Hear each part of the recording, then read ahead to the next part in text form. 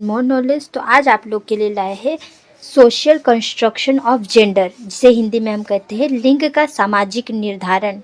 उत्तर बाल्यावस्था तथा किशोर बाल्यावस्था के दौरान लिंग का सामाजिक निर्माण कैसे होता है।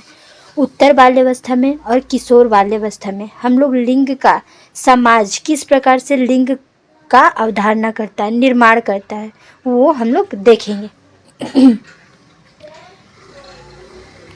तो चलिए स्टार्ट करते हैं। परिचय। सबसे पहले हम परिचय देखेंगे। लिंग का सामाजिक निर्माण वह निर्माण है जिसमें लिंग से संबंधित मानदंड, भूमिकाएं, दृष्टिकोण तथा व्यवहार शामिल होता है।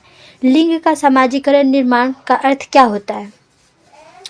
तो जिससे लिंग से संबंधित मानदंड, भूमिकाएं, लिंग से संबंधित दृष्टिकोण, हम किस प्रकार से सोचते हैं, किस प्रकार से लिंग से संबंधित हमारा व्यवहार होता है, व्यवहार शामिल होता है, वह ही लिंग का सामाजिक निर्माण। यानी कि समाज, हमारा जो समाज है वो लिंग का किस प्रकार से अवधारणा करता है, किस रूप से निर्माण करता है, किस अवस्था में। तो लेटर चाइल्डहुड और एडोलेसेंस, जिसे हम हिंदी में कहते हैं उत्तर बाल्यावस्था और किशोर बाल्यावस्था, इस अवस्था में लिंग का निर्धारण किस प्रकार से यह समाज करता है।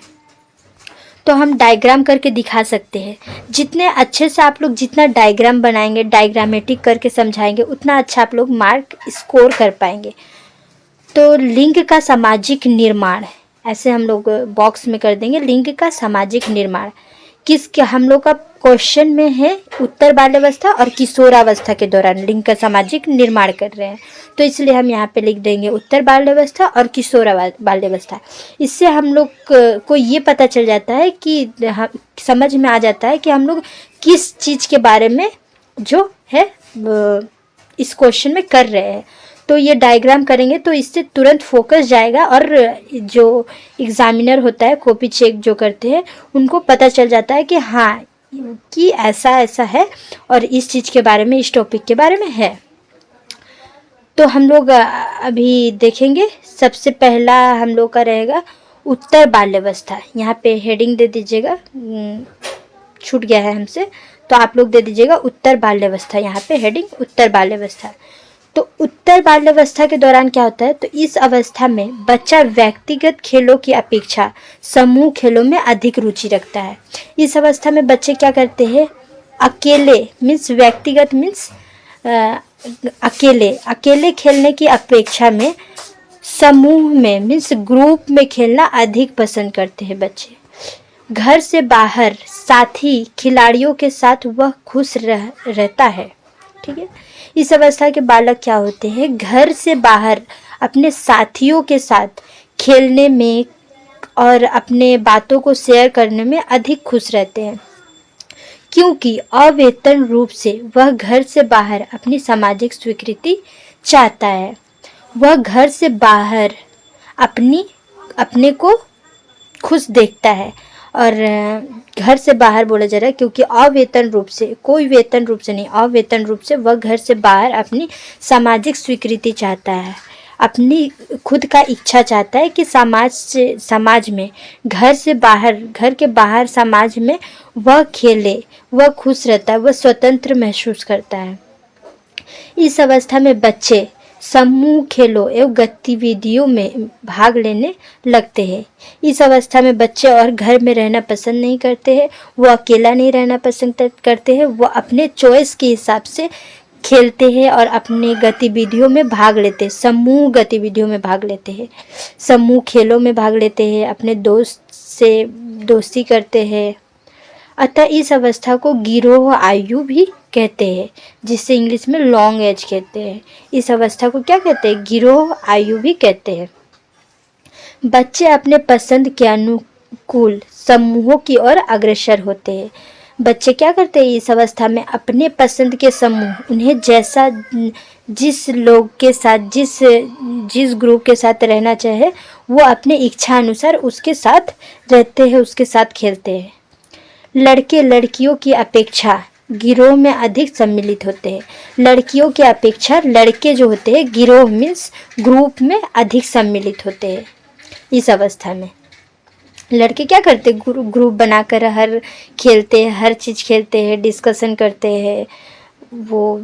तो इसलिए बोला जा रहा है कि लड़कियों की अपेक्षा लड़के अधिक गिरोह में सम्मिलित होते हैं।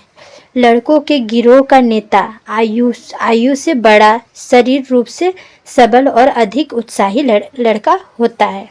लड़कों के ग्रुप में नेता कौन होता है?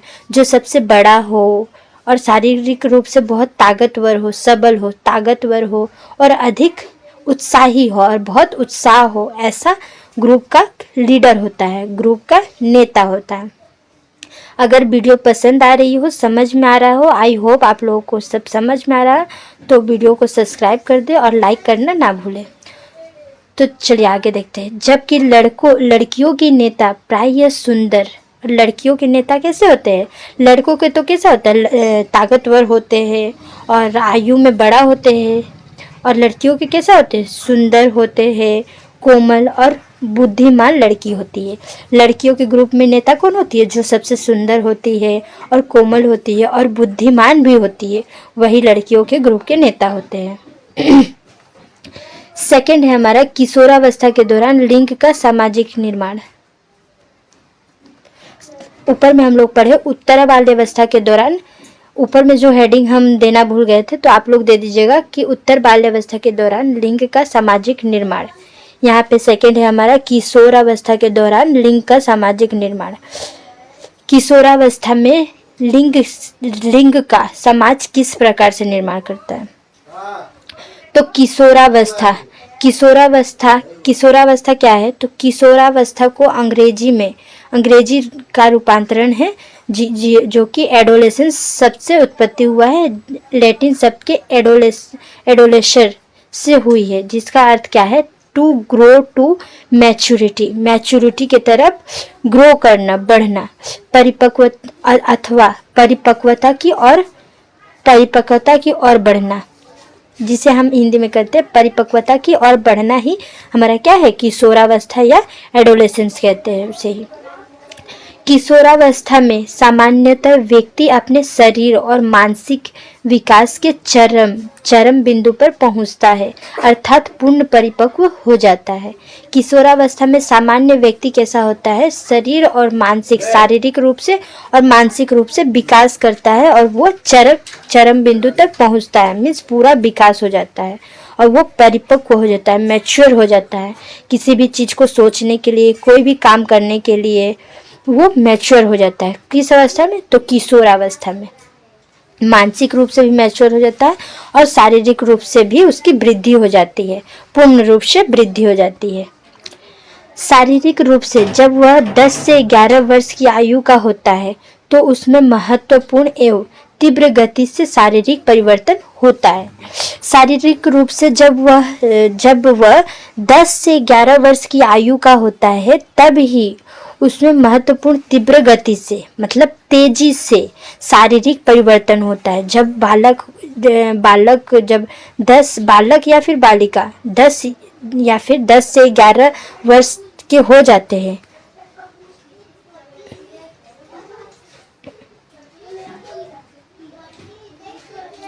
शारीरिक रूप से जब वह 10 से 11 वर्ष की आयु का होता है तो उसमें महत्वपूर्ण रूप से या फिर तीव्र गति से बोला जाएगा, तीव्र गति से शारीरिक परिवर्तन होने लगता है उनका। किशोरावस्था की कुछ महत्वपूर्ण विशेषताएं निम्नलिखित है। चलिए देखते हैं किशोरावस्था की कुछ महत्वपूर्ण विशेषताएं क्या क्या है। तो परिवर्तन की यह प्रक्रिया बाल्यावस्था के अंतिम चरण से किशोरावस्था की प्रारंभिक अवधि तक वयःसंधि अवस्था कहलाती है। परिवर्तन की यह प्रक्रिया जो है वो बाल्यावस्था के अंतिम चरण से, जब बाल्यावस्था खत्म हो जाता है तो उसके अंतिम चरण से स्टार्ट होकर किशोरावस्था की प्रारंभिक अवस्था तक वयःसंधि अवस्था कहलाती है। उसे क्या कहते हैं? वयःसंधि अवस्था कहलाती है। इस अवस्था में लड़कियों के स्तनों का विकास होता है तथा लड़कों में आवाज का परिवर्तन जैसे कि इस अवस्था में क्या होता है, किशोरावस्था में लड़कियों के स्तनों का उनके शारीरिक विकास होता है, उनके शारीरिक बदलाव होता है, उनमें चेंजेस आते हैं। और लड़कों में क्या होता है, लड़कों के आवाज़ चेंज होते हैं और क्या होते हैं, लड़कों के आवाज़ चेंज होते हैं और दाढ़ी आना, ये सब होता है। देखिए, अधिक भारी लड़कों की आवाज़ में परिवर्तन होता है, किस रूप से, तो अधिक भारी हो जाता है और गंभीर होना और अन्य गौण यौन विशेषताएं जैसे कि मूछें आना, दाढ़ी आना और विपरीत यौन की ओर आकर्षित होना इत्यादि इस अवस्था के लक्षण होते हैं। बाह्य संधि अवस्था के बाद में लड़कों का शारीरिक विकास लड़कियों की अपेक्षा अधिक हो जाता है। इस अवस्था में क्या होता है कि लड़कों का शारीरिक विकास लड़कियों की अपेक्षा अधिक हो जाता है। देखे होंगे आप लोग, अगर भाई बहन होते हैं तो बड़ी बहन छोटी दिखती है और भाई अगर जो होता है छोटा होने के बाद भी वो कैसा दिखता है, पूरा लंबा दिखता है हाइट में। तो शारीरिक विकास क्या होता है, लड़कियों की अपेक्षा लड़कों का अधिक होता है, अधिक हो जाता है। ठीक है। किशोरावस्था के कुछ महत्वपूर्ण विशेषताएं, ये तो हम लोग पढ़ चुके हैं, डबल हो चुका है। तो यहाँ पे हमारी वीडियो समाप्त हो गई है। अगर वीडियो हम पसंद आया तो वीडियो को लाइक करें एंड शेयर करें। तब तक के लिए धन्यवाद।